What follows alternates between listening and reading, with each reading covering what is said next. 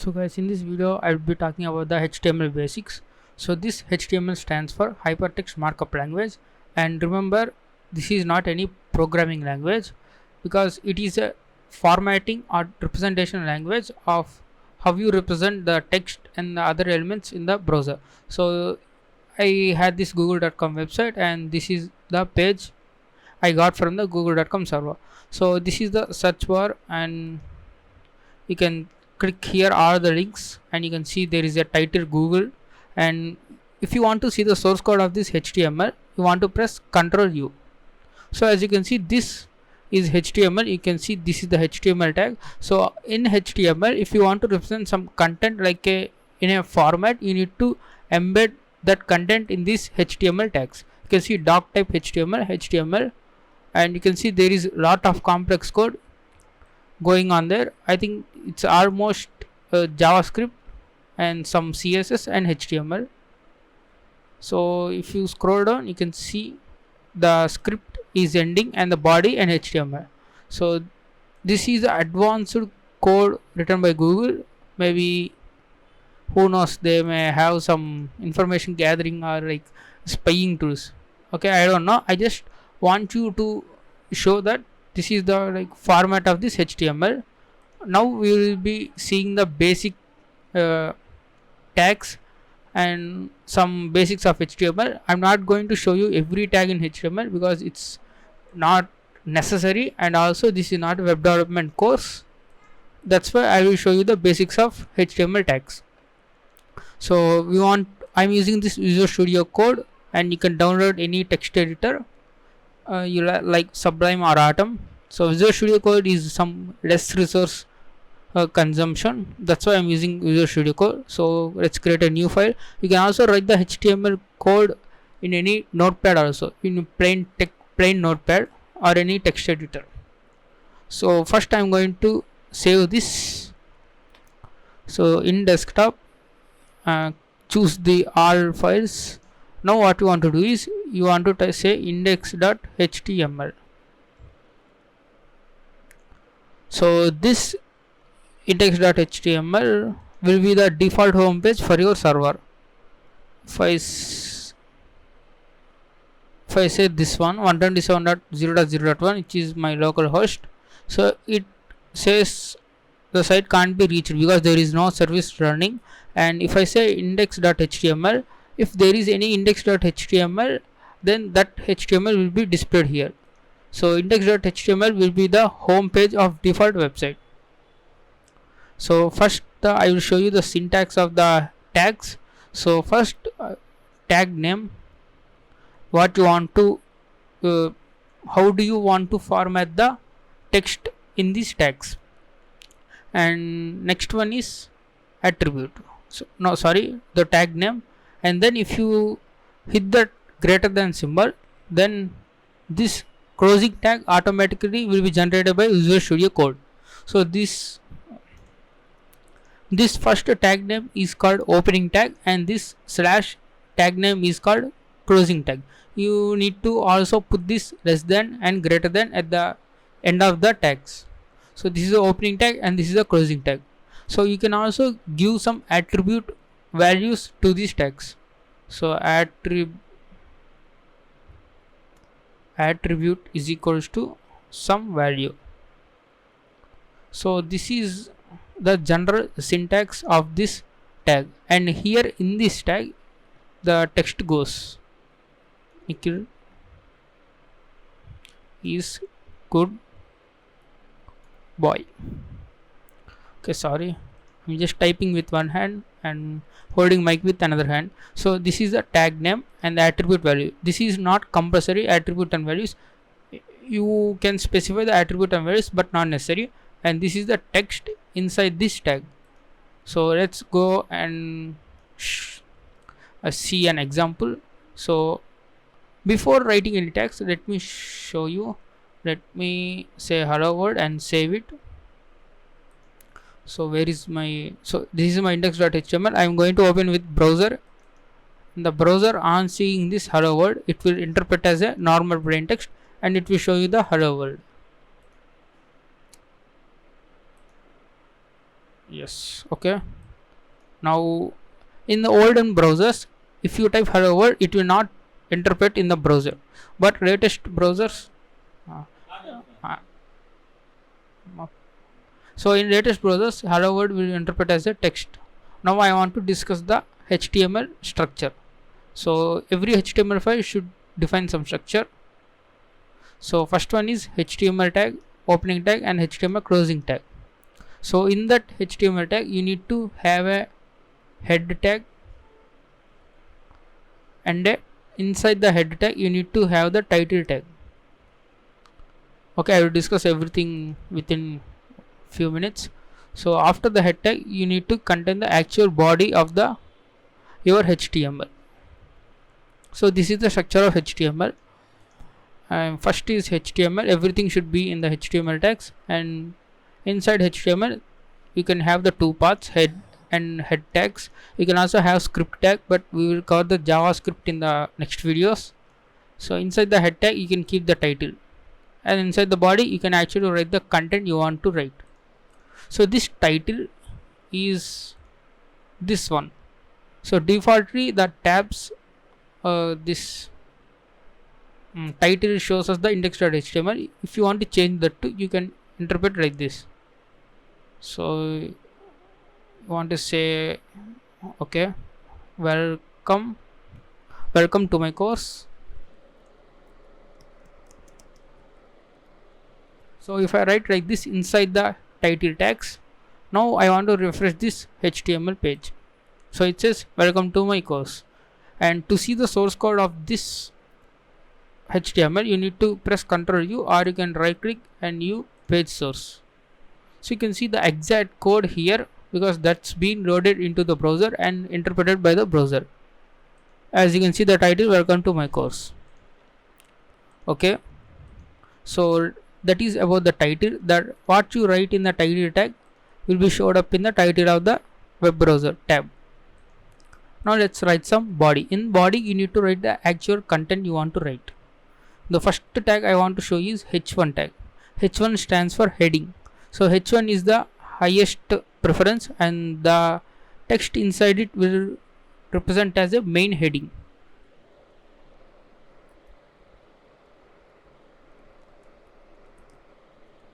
Or let's say h1 tag has today news.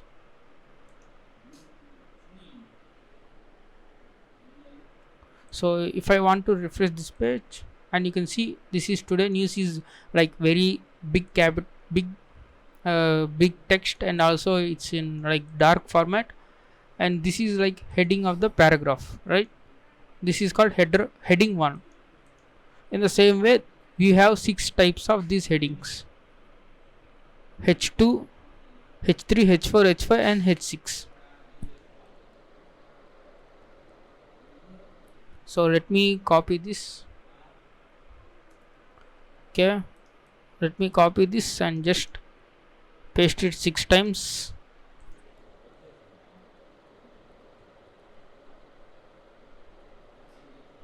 And the ending tag name and the closing tag name should be same, otherwise you get some errors or the content cannot be loaded. h3, and let me say h4 and h5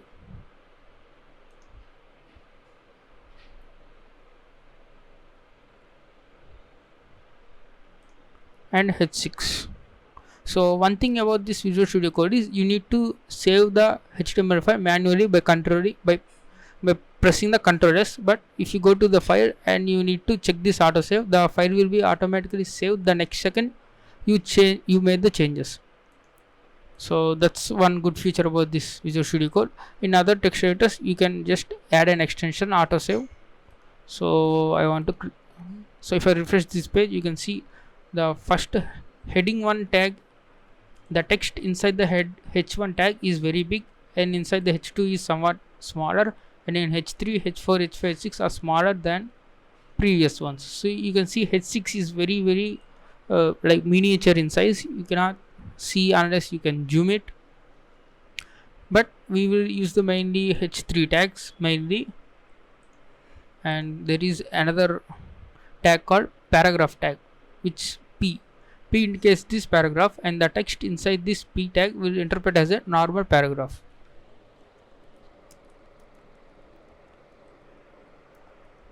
So let's say this is a sample paragraph, and if I refresh this page, so it says this is the sample paragraph. So every time you need to refresh this HTML page, but there is a extension called live server, but I just forgot the actual name. Okay, if you install that, this HTML file will be hosted in a live server, and then if you modify any this HTML content, that server will be automatically refreshed, so you no need to manually refresh this page. So the extension is a live server, but I'm not going to install it now. So this is the paragraph tag, and the next tag I want to show is link tag. I means there will be a link, and if you click that, a new website will be open. So that is the anchor tag. If you say anchor tag, and if you want to say click, so that's how you create the link, but there is no link here. You need to add the link. So for that you need to give the attribute name for the anchor tag, which is href, which stands for hyperlink reference. So let's say https google.com, and then you can see there is a link now. Previous it's only text. Now if I click on this link, I will be redirected google.com. So you can also make sure that the on clicking it will open in a new window. For that you need to say target is equals to underscore blank. It will create a new blank window, and this link we will redirect to this link upon clicking. So if I refresh this, if I click now, a google.com website will open in a new tab. So in the previous case, our index.html has been overridden. So this is about the a tag, and you can also put the images in the HTML. Image src is equals to, and the file path of the image you need to give. Let me choose a image.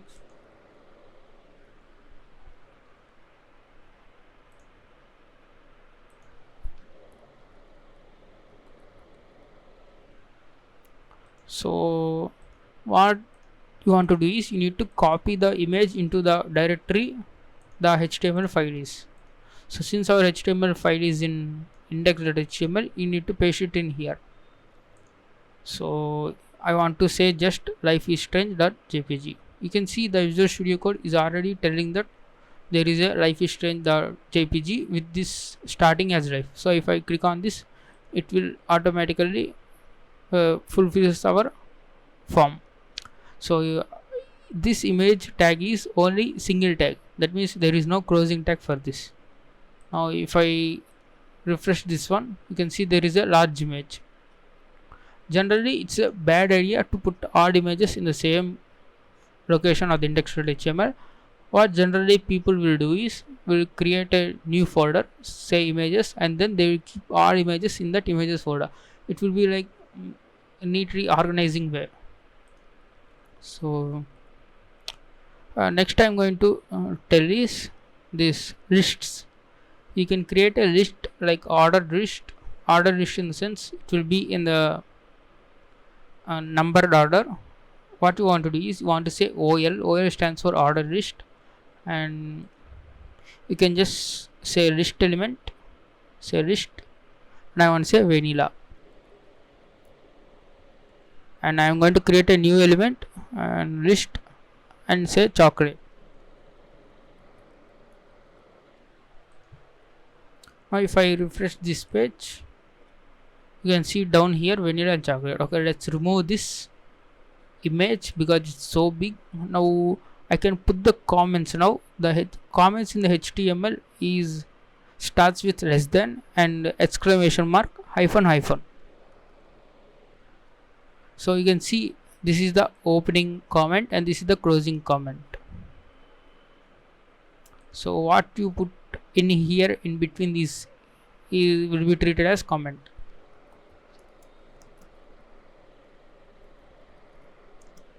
and I am going to put this image in this comment. So it's like getting rid of that image. Now if I refresh this, I won't see my image because this image tag is considered as a comment.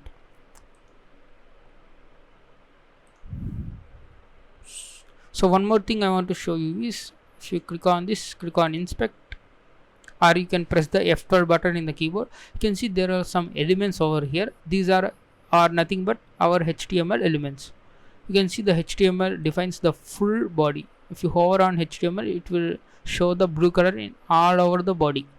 If you type only head, if you type the status, okay, title, I think it won't highlight this. Welcome to my course. Okay, let's click on this body and it will show you the body, and this blue color region is where our text starts. This orange color is like margin, and h1 tag today's news. And if you click on this h1 tag, you can see bottom here the CSS of this h1 tag. So by default, these HTML developers made that the font size of this is 2em.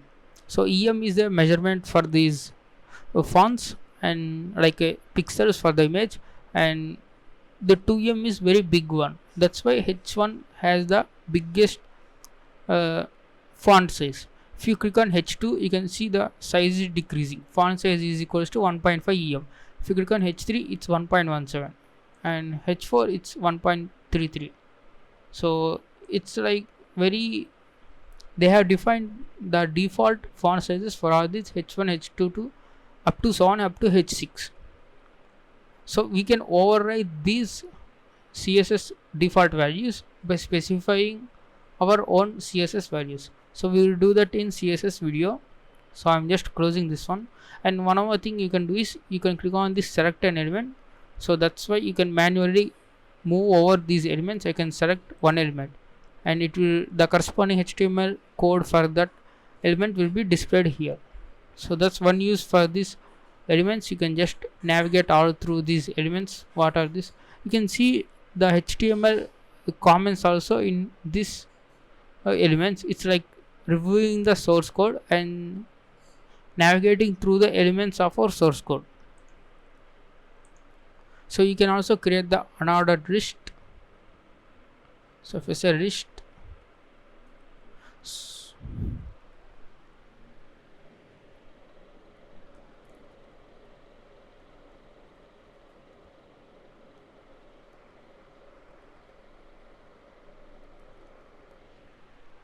so I'm going to take almost similar examples. So you can see the unordered list contains just the dot. In the ordered list, we have the numbered sequence, and these are the some of the basics of the HTML. And I want to show you another tag called iframe. This iframe puts another HTML source code in our HTML file. So this is one HTML file. If you want to place the output or the contents of another HTML file, you can use the iframe. So iframe src is equals to some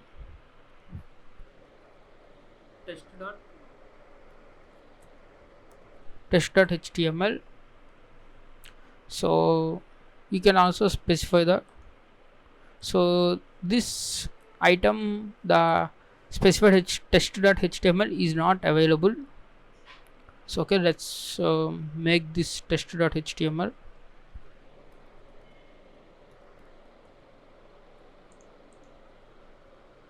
Let's copy the same index.html to this, and let's remove this iframe. Okay, now let's refresh this index.html. As you can see, the whole this same index.html has been embedded in this iframe. So we can see the output of another HTML in this iframe. So this iframe technique, we should be very careful in using HTML, because it will be prone to the clickjacking attacks. That means some other, if there is a button like click me, like login, or some other button, Then if the server allows the click jacking or it has iframe options, then what attacker does is he will put the iframe at here to another resource like YouTube channel subscribe, and then he will do the invisible iframe with size 0 and 0. And if you normally log in into your page, it's okay, but if you click on the button, then at a time you will perform the action, and also at the same time the code at that button within that test.html will get executed. Like, okay, we will see that in the click jacking methods. So the basics of iframe is you can embed other HTML code in this HTML. So I'm just removing this iframe for now. Now I want to show you another tag called form tag. This is like filling up the forms. You need to say action is equals to, you need to specify the PHP file to send these parameters to. Let's say test1.php. Now we need to say login form. We need to create the login form. For that we'll say username,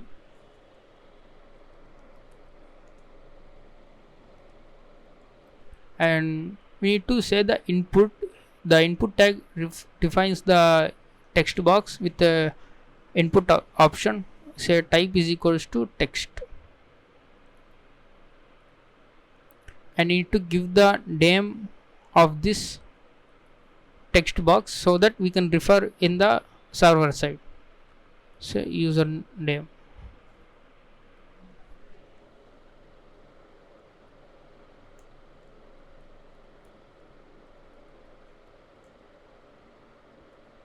So this input tag is also a single tag. And let's say next one is password.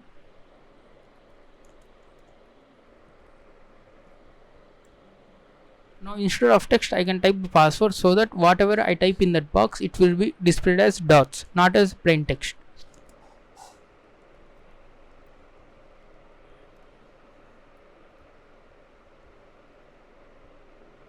Now I want to create a button which says input type is equals to submit.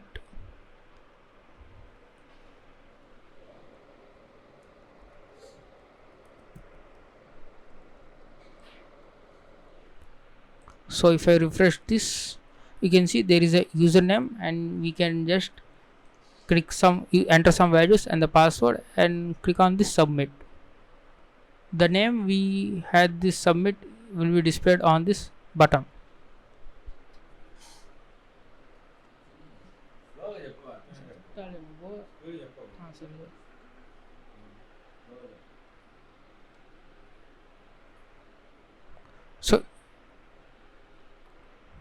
So as you can see, the username, password and submit button. So there is no line break or something like new line after this username.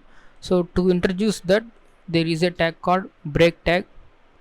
This break tag is also creates a line break, and I will show you the output, and you can see there is a line break after the username.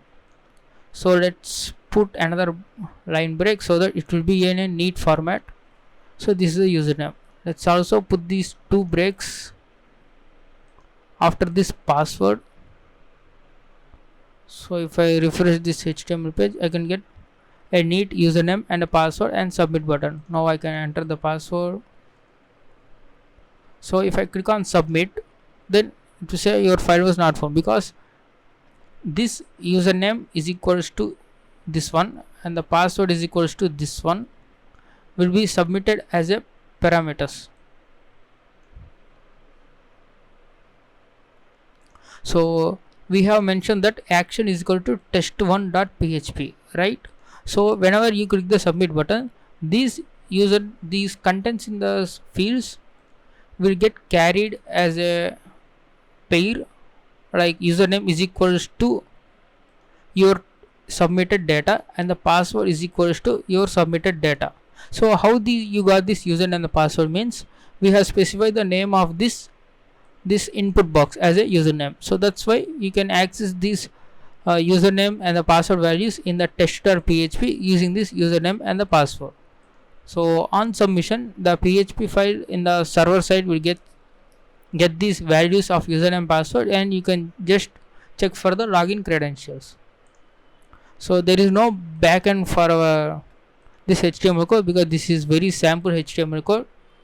So I think that's all I covered about this HTML basics.